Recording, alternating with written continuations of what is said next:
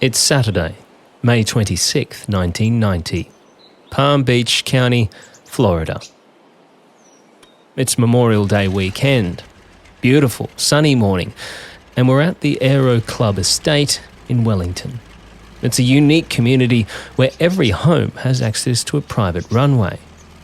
Light aircraft from neighbouring homes can be heard firing up, ready for joy flights across the weekend. The community is quite an exclusive area, with spacious, high-end homes and private hangars. It's certainly a unique place to live. And that morning would become the scene of an incredibly unique crime. As a car pulls up out the front of a home owned by the Warren family, inside Marlene Warren and her son Joe were having breakfast. And there's a knock at the door. Joey looks towards the front door and he can see lots of colours reflecting through the glass and what appeared to be someone dressed in a clown costume. What happens next would spark an almost 30-year mystery.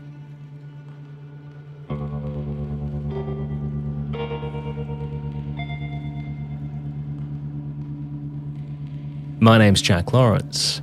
Welcome to Crime at Bedtime. Before we begin to investigate a nearly 30-year mystery, it's time to take a moment. Time to relax, get comfortable, and focus on your breathing. And as you settle into a comfortable seated or laying position, allow your body to relax, shutting out the distractions of the external world. Take a moment to simply be, allowing yourself to arrive fully in this present moment. We're going to breathe in for 4, hold for 6, and breathe out slowly for 7. Inhale deeply through your nose, breathing in. Let it fill your lungs completely, and hold.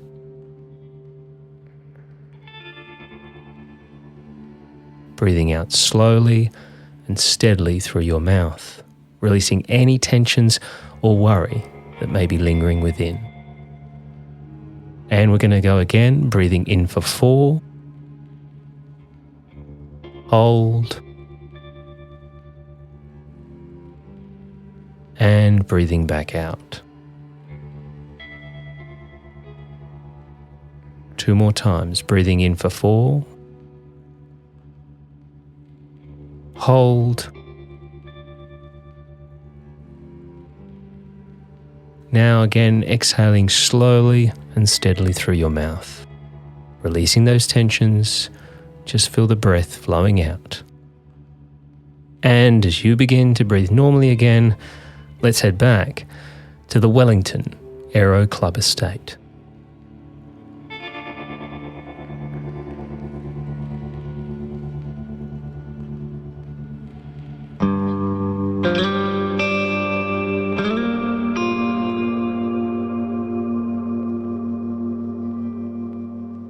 Marlene Warren gets up from the breakfast table after the knock at the door and goes to answer it.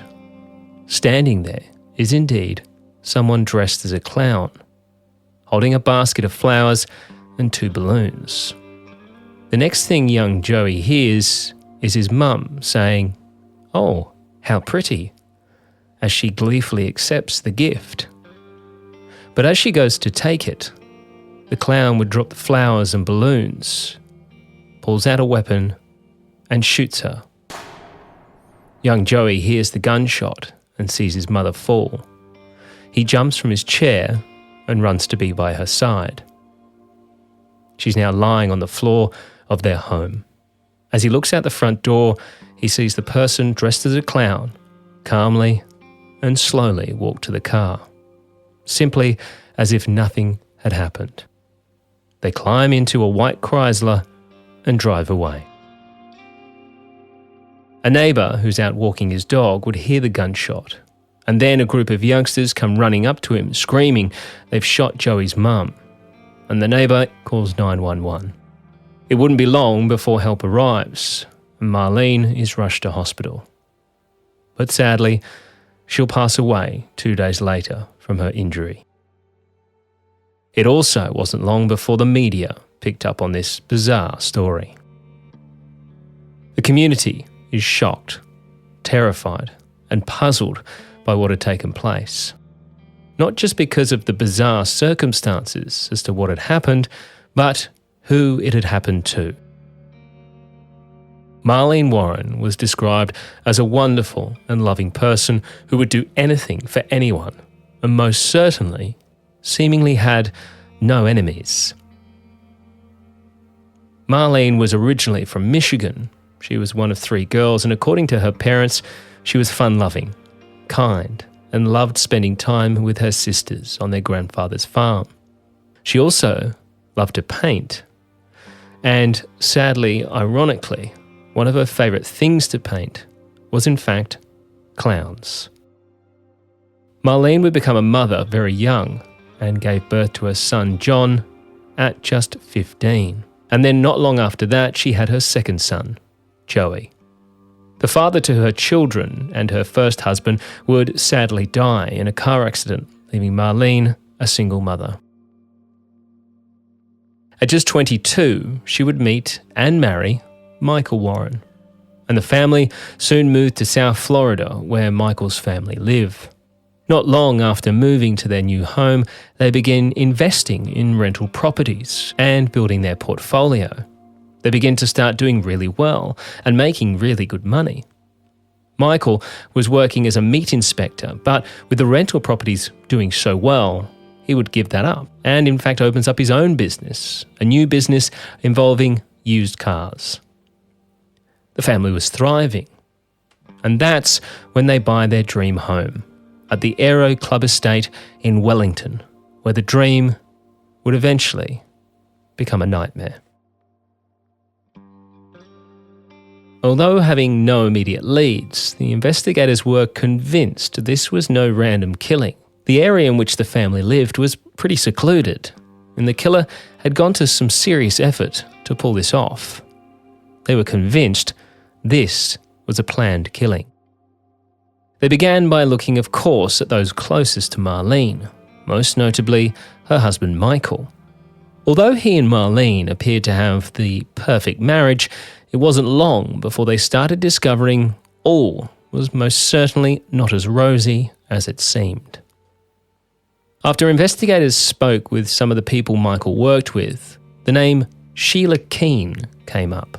And more than one person would tell detectives that it was no secret that he and Sheila were having an affair.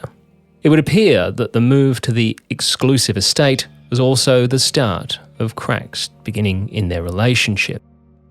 Marlene was sociable and loved to visit the country club and attend cocktail parties and socialise with others in their new community. Whereas Michael, well, he was far more of a recluse and a bit of a loner. The two started doing more and more without each other. Marlene and her son Joey handled the day-to-day running of their rental properties, while Michael's focus was the car business, as well as his love of horse racing and flying. In fact, he bought his own plane and a racehorse. But he wouldn't seem to have much luck with either of these lavish purchases. His plane would be stolen and eventually located with the engine destroyed. And his racehorse, well, that would also be taken and turn up dead. Just bad luck?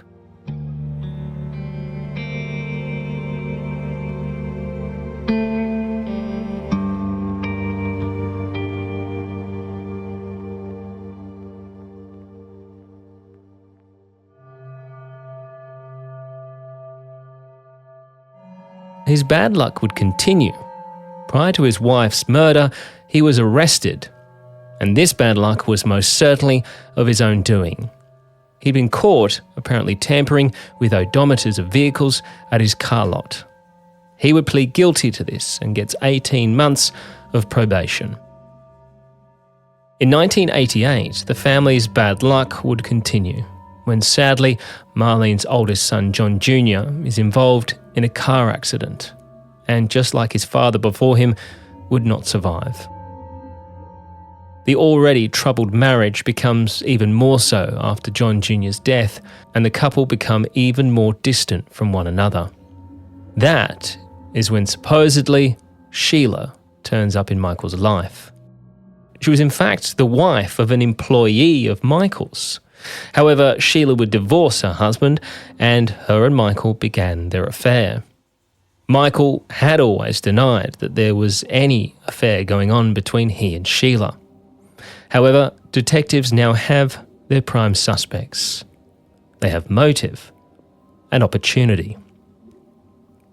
The only description investigators had at that stage to go off was the description of the shooter from Marlene's son Joey. Someone dressed as a clown, with broad shoulders, big hands, an orange wig and white face makeup. The description of broad shoulders and big hands has the investigators initially looking for a male suspect, so of course they turn their attentions to Michael. However, would soon discover that he had a strong alibi. That morning he'd left early with some friends to head to the racetrack, and was in fact in a car with his friends when the murder took place. With Michael having a strong alibi, they turn their attention to Sheila Keen.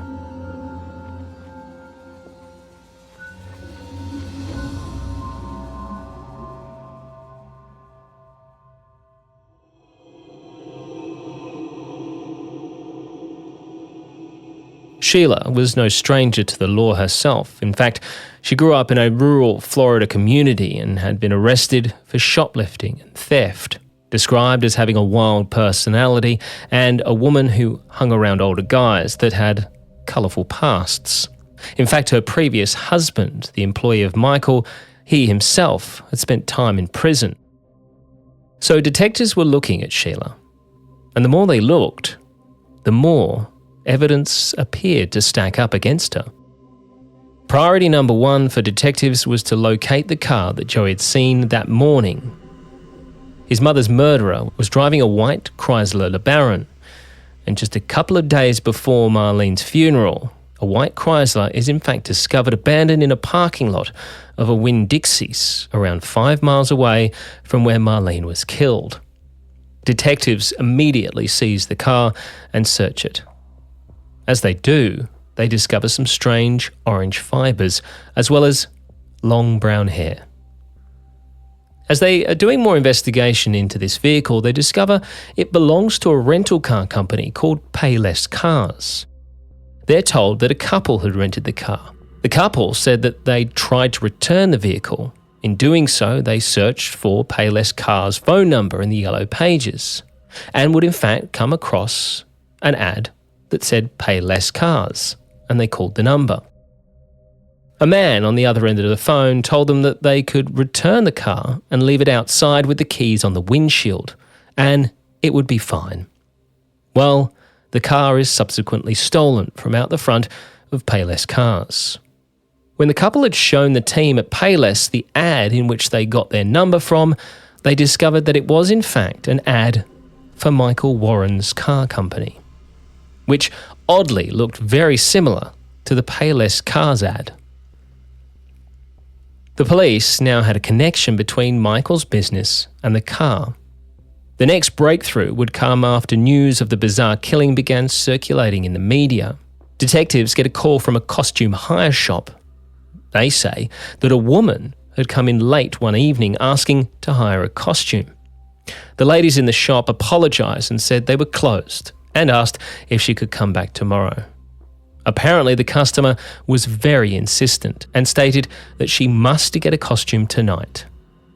And yes, you guessed it, the woman hires a full clown costume, complete with orange wig and white makeup. They described this woman as around 5'8", with brown eyes and brown hair. The ladies in the shop were shown a lineup, and who did they pick out? None other than Sheila Keen. Next, police would start looking for shops in the area that sold the items the killer clown had with them the morning of the murder. And as luck would have it, there was only one shop in town that sold the type of balloons that the clown had with them. And the staff also identify Sheila. With all this evidence, you'd be forgiven for thinking police were ready to make an arrest. But you'd be wrong. Prosecutors still didn't think they had enough hard evidence in which to charge Sheila Keen. It's been over a year now, and there has still been no arrest. But some new incredible information comes out. Prior to the murder, after a court case one day involving Marlene's youngest son Joey, his stepfather Michael is outside speaking with Joey's attorney. He asks the attorney if a man could inherit if he murdered his wife. And to that, the attorney says he was instantly taken aback. But he says he just answers the question, telling him that, well, yes, if you kill your wife, the law clearly states you can't inherit. But for example, if it were a manslaughter, you could inherit, or if someone else killed your wife, you could inherit. But, and here comes the kicker, the attorney then says to Michael, for example, if you wore a clown suit, you can't prove identity. Then you can't get a conviction. Had this attorney accidentally just given Michael a blueprint for just how to get away with killing his wife?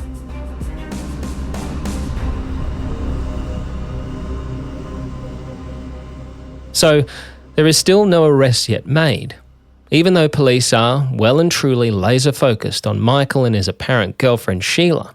I say apparent because the two continued to deny they were in a relationship. Police, however, decide they need to turn up the heat, and they decide to get a search warrant and take a closer look at Michael's business dealings. And this would lead to an arrest. However, not for murder. Remember, Michael had already been arrested previously over the tampering of car odometers. Well, they do say a leopard doesn't change his spots, and old Michael was seemingly at it again. And he's yet again charged, and this time, when he's found guilty, is sent to prison for 9 years. It's now 2002. The investigation into Marlene's death seems to stall, and essentially, it's halted altogether. Michael has now been released from prison after doing his time for the odometer tampering and a few other charges. He and Sheila take a trip to the City of Sin, Las Vegas, and they get married. Marlene's parents are furious. In 2013, the case would finally be reopened as part of a grant that was received by the local sheriff's office in order for them to relook at some cold cases. With new information about the couple now being married and the old evidence from almost 30 years ago, the sheriff's office forms a task force. And with the help of a number of law enforcement officers, including the FBI, they interview former witnesses, comb over old evidence, and use DNA technology to bring forward new evidence. The noose was beginning to tighten around the couple, who had now relocated themselves to a small town, with Sheila even going as far as to change her name. The years roll on until investigators eventually get that DNA evidence that they truly need. It's a hit from the car that they'd recovered almost 30 years ago. And it was all they needed to finally make an arrest, which they do. September of 2017, Mike and Sheila are travelling down the highway when they are intercepted by police and arrested on the side of the road. Sheila is placed in the back of a patrol car. At no point does she ever ask why she's being arrested. All she does ask is if her husband is being arrested as well. Sheila is finally arrested for the first-degree murder of Marlene Warren from 1990. State attorney has said they will seek the death penalty in this case against Sheila Keen-Warren. They have not said if Michael Warren is still under investigation. She would initially plead not guilty, with her attorney speaking with news crews to say that he'd seen enough from the case to know that his client was definitely innocent. However, just weeks before the case was set to go to trial, she would eventually change that plea to guilty of second-degree murder. First up today on News Channel 11 at 5 o'clock, a Tri-Cities woman accused of murdering another woman while dressed as a clown has pleaded guilty. I can't say it enough that when she was arrested, the state of Florida wanted to execute her. This was a death penalty case for 18 months, and now she's going home in 10 months. To say, this is a win would be an understatement for Ms. Keen-Warren. In April of 2023, after receiving a plea deal from prosecutors, she would be sentenced to 12 years in prison. This ultimately had her avoiding the possibility of a death sentence. And although she takes the plea deal, her attorney would state that she still says categorically she is innocent of the crime. It was an incredibly hard decision for our client. Saying you did something that you didn't do, nothing's harder than that. But, we stand by Ms. Keen-Warren. We know she did not commit this crime. As for Michael, well, there was just no evidence at all to suggest that he had any knowledge of his wife's death, and he would avoid prosecution.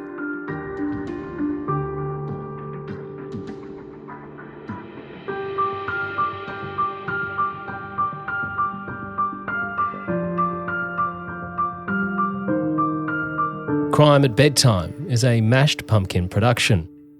Written, hosted and produced by Jack Lawrence. Audio and sound design by Jack Lawrence and Dom Evans of ESA.